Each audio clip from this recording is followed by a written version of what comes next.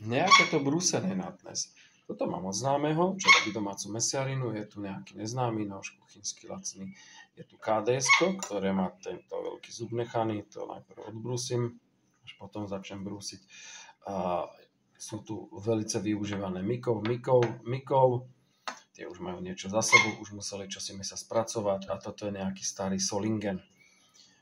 Toto je od kamoša z Blavy. Toto je kuchyna Lidla, to je velice zaujímavý nož a ten si predtým asi dal navrziť na ostré pošte, vidíte, jak má spravené krásne to ostrie. Ten sa bude ľahko robiť, keďže už je nachystaný. Toto je Wusthof, neviem, či to je nemecká značka, ale z neho mám dobrý pocit, to je zaujímavý nožík. Toto je nejaký plech, asi zo súdu. Fiskars nože, už som ich robil, 2 sady, Fiskars a boli na part, ale neviem, koľko stáli, takže ťažko mi to hodnotiť. A KDS-ko, ktoré má ten kamarát velice rád, Antikoro, velice starý, velice používaný, tak ho vyskúšam nejako nabrúsiť, aj to ozubenie, uvidíme, čo s tým spravím. Nejaký divný fileták, toto je plech, to sa bojím aj zatlačiť, lebo sa to ohne pri prvom použití.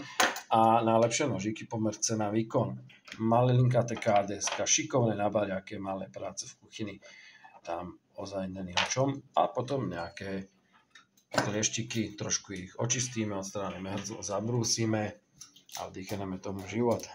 Aby to bolo dostatočne roztomilé, tak dáme tu nášho malého papagája. Ahoj, Timi. Ahoj.